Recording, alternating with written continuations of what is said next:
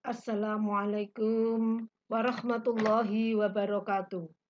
Anak-anakku semua, mahasiswa pendidikan kimia semester 6 Universitas Muhammadiyah Semarang yang saya cintai.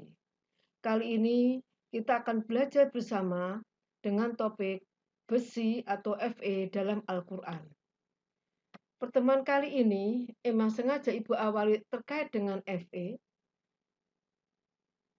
Terkait dengan unsur ini, sebelum Ibu menjelaskan lebih jauh lagi, akan saya sampaikan bahwa Al-Quran itu merupakan kitab yang di dalamnya mengkaji secara universal terhadap semua ilmu pengetahuan.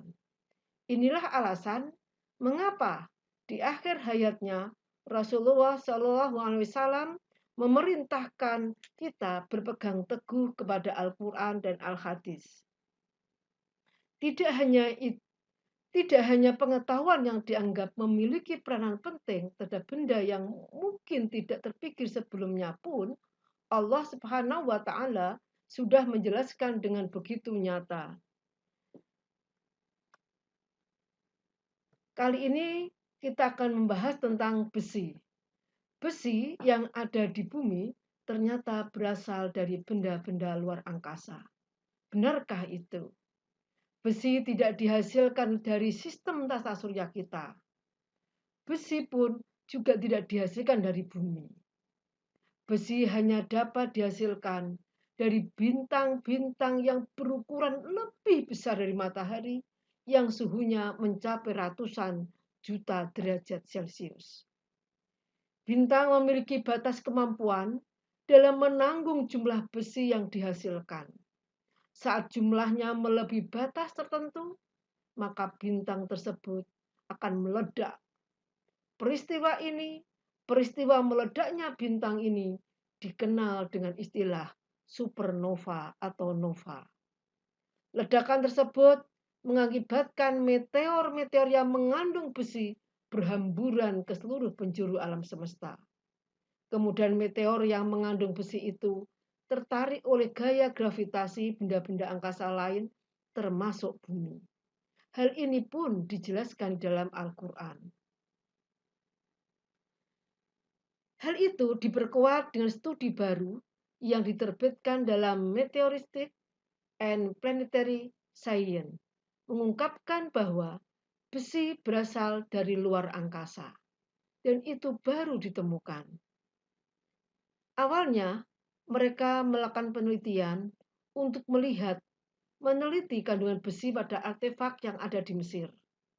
Pada penelitian tersebut, tim peneliti Inggris menetapkan bahwa logam berat ini ternyata dibuat dan dihasilkan dalam inti bintang-bintang raksasa.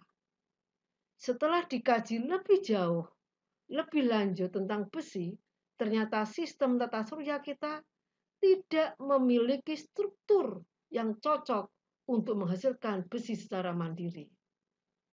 Besi hanya dapat dibuat dan dihasilkan dalam bintang-bintang yang jauh lebih besar dari matahari, yang suhunya mencapai ratusan juta derajat. Atom-atom yang membentuk unsur-unsur semuanya terdiri dari partikel yang sama. Mereka memiliki karakteristik yang berbeda. Seluruh alam semesta, bumi tempat kita hidup, dan semua makhluk hidup dan benda mati terdiri dari berbagai kombinasi elemen. Dasar yang membuat unsur-unsur berbeda satu sama lainnya adalah nomor atomnya, jumlah proton dalam nukleusnya. Hal ini berarti perak dan besi atau besi dengan oksigen hanyalah berbeda di dalam jumlah proton dalam atomnya. Ada yang satu proton dalam hidrogen. Di helium ada 2 proton. Keduanya ini adalah yang paling ringan. Perak ada 47 proton. Oksigen ada 8. Dan besi ada 26. Hal ini, besi yang 26 tadi itu ternyata sudah tertuang dalam Al-Quran. Surat Al-Hadid. Allah sampai memberi satu surat disebut al-hadid, yakni besi. Karena apa? Karena ternyata besi itu memberi kemanfaatan yang luar biasa. Dan ini diperjelas di dalam surat Al-Hadid ayat yang ke-25. A'udzu billahi minasyaitonir rajim. Laqad arsalna rusulana bil bayyinati wa anzalna ma'ahumul kitaba wal mizana liyaquman nasu bil qist وأنزلنا الحديد فيه بأس شديد ومنافع للناس وليعلم الله من ينصره ورسله بالغيب إن الله قوي عزيز. Sesungguhnya kami telah mengutus rasul-rasul kami dengan membawa bukti-bukti yang nyata. Dan telah kami turunkan bersama mereka Alkitab dan neraca atau keadilan, supaya manusia dapat melaksanakan keadilan. Dan kami turunkan besi yang padanya terdapat kekuatan yang hebat dan memberi banyak kemanfaatan bagi manusia, supaya mereka mempergunakan besi itu, dan supaya Allah mengetahui siapa yang menolong agamanya dan rasul-rasulnya. Padahal Allah tidak dilihatnya. Sesungguhnya Allah Maha Kuat, lagi Maha Perkasa. Surat Al-Hadid ini di dalamnya dengan jelas disampaikan bahwa dan ciptakan, kalau aku turunkan, misalnya Allah turunkan besi yang padanya terdapat kekuatan yang hebat dan berbagai manfaat. Barulah kemudian manusia, setelah ada besi yang sudah disedia ada di bumi, yang diturunkan dari bintang-bintang tadi itu, kemudian digunakan oleh manusia. Ditelitilah oleh manusia. Dan kemudian ternyata memang benar bahwa besi itu ada kekuatan yang hebat. Dan sangat banyak ragam alat-alat yang bisa dibuat dari besi, yang itu memberi kemanfaatan bagi manusia. Semua ini menunjukkan bahwa logam besi tidak terbentuk di bumi, melainkan kiriman dari bintang-bintang yang meledak di ruang angkasa, melalui meteor-meteor dan diturunkan ke bumi, persis seperti yang dinyatakan dalam ayat di atas ini. Kemudian, ayat di atas, dalam surat Al-Hadid ayat 25 tadi, ada kata wa anzalnal hadid, yang artinya dan kami turunkan besi. Kata turunkan berarti besi tidak dibuat di bumi, melainkan turun dari langit. Hal ini pun terjawab setelah Profesor Armstrong dari NASA atau Muhammad Asadi berpandangan bahwa memang besi diturunkan dari langit. Sains memberikan informasi kepada kita bahwa besi termasuk logam berat tidak dapat dihasilkan oleh bumi sendiri. Itu pun setelah abad 19. Artinya bahwa abad yang ke-7, 1400 tahun yang lalu, itu sudah terkuak dan dinyatakan dalam Al-Quran. Mari kita simak apalagi keajaiban yang ada dalam Al-Quran ini. Nah, di sini kita akan melihat, yang kita lihat adalah bahwa hadid, H itu adalah 8. Dari mana tabel ini? Jadi tabel ini asal muasalnya bahwa ketika Rasulullah pada zaman Nabi Muhammad itu kan belum dikenal angka 1, 0, 1, 2 sampai dan seterusnya. Nah, dalam bahasa Arab, huruf dalam bahasa Arab ini disebut sebagai huruf hijaiyah. Yang ini semuanya. Nah, huruf hijaiyah ini yang kemudian mereka gunakan sebagai penanda bilangan untuk menuliskan bilangan. Nilai masing-masing huruf dinamakan nilai gematria. Ini sudah umum digunakan. Dan nilai gematria di sini akan bisa kita lihat Kalau alif itu nilai gematrikalnya adalah 2. Kalau ba, 1. Kalau ba 2, jim 3, dal 4, ha 5, waw 6, za 7, ha 8, dan seterusnya. Di sini juga ada sin itu 60, ain itu 70, fa itu 80, dan seterusnya. Nah, dari penjumlahan ini, hadid itu H itu kita di sini adalah gematrikalnya adalah 8. Dal gematrikalnya adalah nilainya adalah 4. Ya, nilai gematrikalnya adalah 10. Dan dal lagi nilai gematrikalnya adalah 4.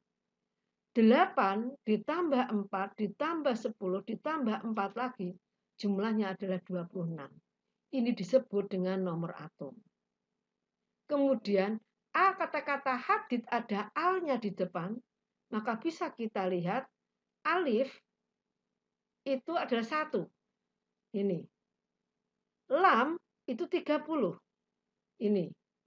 Maka 31. Kemudian hadid tadi 26. Maka 31 ditambah 26 ada 57. Ini disebut dengan massa atom. Dan demikian pula surat Al-Hadid itu di dalam surat yang ke-57. Nah, unik lagi yang belum kita temukan dalam Al-Quran adalah sedangkan nomor surat 57 sama persis dengan jumlah al-jumal dari Al-Hadid, yakni 57. Surat ini juga memperlihatkan karakter Fe57, salah satu isotop besi yang stabil. Selain itu ditunjukkan dengan kodifikasi nomor atom 26 dan nomor atom 26 dan jumlah elektron adalah 37. Jadi isotop yang stabil adalah 57. Kodifikasi surat dan ayat juga ditunjukkan dengan jumlah digit nomor surat dan ayat besi. Al-Hadid 57, kemudian 26, yaitu bilangannya adalah 19. Dalam pengembangan IPA, khususnya ilmu kimia, setelah menerjemahkan dan mempelajari tulisan-tulisan tentang kimia, baik dari Yunani maupun atas dasar tersebut, sebagai ilmuwan muslim telah banyak berjasa dari Mesir. Ahli kimia muslim menyadari bahwa kimia yang dilakukan oleh orang-orang Yunani dan Mesir pada zaman purba itu bersifat spekulatif bercampur mistik. Dan ini yang luar biasa adalah penemu-penemu ahli-ahli ilmuwan muslim ketika abad Bani Umayyah, di zaman Bani Umayyah.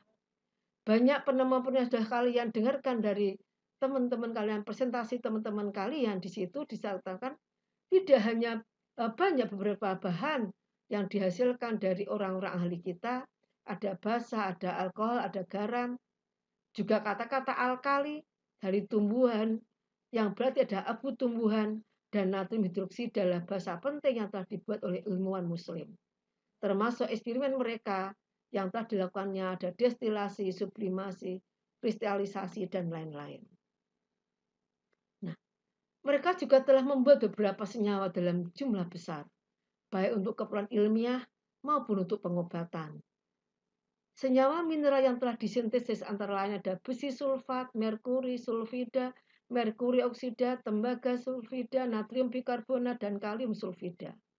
Para ahli kimia muslim juga telah mengenal cara memperoleh tembaga murni dengan cara mengalirkan larutan tembaga sulfat pada potongan-potongan besi. Inilah perkembangan lanjut setelah besi ditemukan, kemudian ilmuwan itu mulai meneliti, melakukan eksperimen. Ini adalah suatu penemuan dalam bidang elektrokimia. Demikian pula penemuan tentang berkaratnya logam besi bila kena udara yang lembab adalah suatu penemuan tentang berkaratnya logam besi bila kena udara yang lembab. Selain dalam ilmu kimia, mereka juga memberikan sumbangan dalam bidang teknologi kimia. Mereka menyempurnakan pembuatan gelas dan memberikan warna-warni dengan menggunakan oksida-oksida logam. Pembuatan baja untuk pedang yang dikenal di seluruh dunia dilakukan para pekerja muslim di kota Damaskus dan di Spanyol. Jelaslah bahwa fakta ini tidak dapat kita ketahui secara ilmiah. Pada abad ke-7, ketika Al-Quran diturunkan, keajaiban dan keunikan besi bukan hanya sampai di situ saja. Secara alamiah, unsur besi mempunyai 4 isotop, yakni 54, 56, 57, dan 59. Yang stabil ada 3, yakni 56, 57, dan 58. Dari ketiganya isotop 57 ada satu-satunya yang punya nuklir spin. Uniknya ini sesuai dengan urutan surat Al-Hadid besi yang merupakan surat yang ke-57. Lagi-lagi keajaiban kita temukan di sini. Sungguh Al-Quran adalah petunjuk dan cahaya yang sangat terang. Maha benar Allah Subhanahu wa ta'ala segala firman-Nya.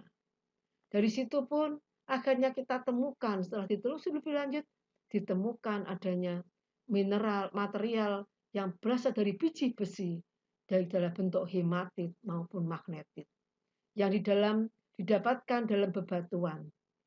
Ini adalah contohnya. Hematit ini adalah magnetit.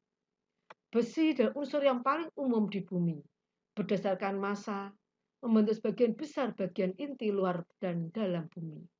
Besi adalah unsur keempat terbesar pada kerak bumi. Masya Allah, luar biasa. Allah semuanya sudah tertuang dalam Al-Quran. Demikian yang bisa saya sampaikan. Mudah-mudahan ada manfaatnya. Assalamualaikum warahmatullahi wabarakatuh.